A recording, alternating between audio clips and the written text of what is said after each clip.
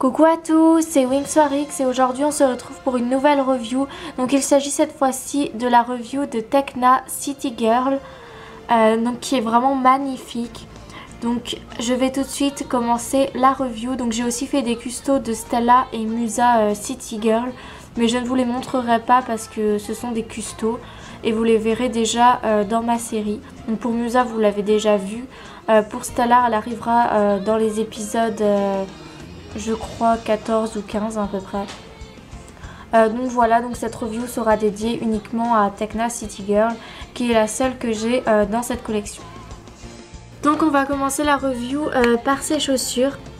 Donc elle a des chaussures à talons violettes avec des points blancs. Donc pour une fois c'est pas du recyclage, donc vraiment ces chaussures sont super jolies.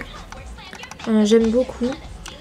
Elle a au niveau de ses vêtements, donc elle a un pantacourt violet, donc désolée pour la gêne de ses accessoires. Elle a un pantacourt violet assez flashy et une ceinture verte avec une boucle. C'est vraiment super stylé, super fidèle au dessin animé. Elle a un top à manches longues, donc qui est de couleur principalement blanc avec des losanges violets et roses. Donc ça fait très géométrique, hein, ça se rapporte beaucoup à son pouvoir de la technologie. Ça lui va super bien, c'est tout à fait son style. Donc son col, ses manches et le bas de son top est de couleur bleue. Donc bleu très clair, bleu ciel. Au niveau de sa figure, son rouge à lèvres est de couleur violet.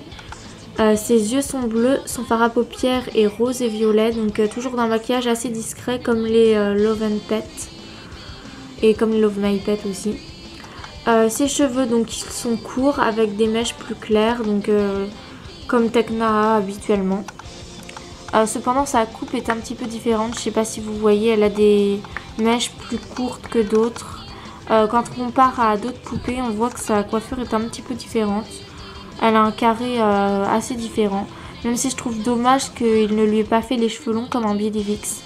Ça aurait été cool, mais je pense qu'ils ont voulu faire le plus fidèle possible au dessin animé. Et on ne va pas leur reprocher ça pour une fois qu'ils fidélisent les choses au maximum.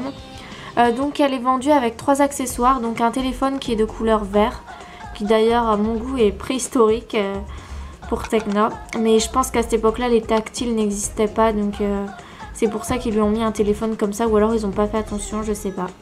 Mais Tecna, je la verrais plus avec le dernier iPhone plutôt qu'un téléphone comme ceci. Donc elle a aussi un sac de couleur violet avec des espèces de petites boucles. Je trouve qu'on dirait un cartable son sac. Mais ça reste quand même un sac à main. Et les bretelles de son sac à main sont de couleur vert comme son téléphone. Donc un vert plutôt pomme.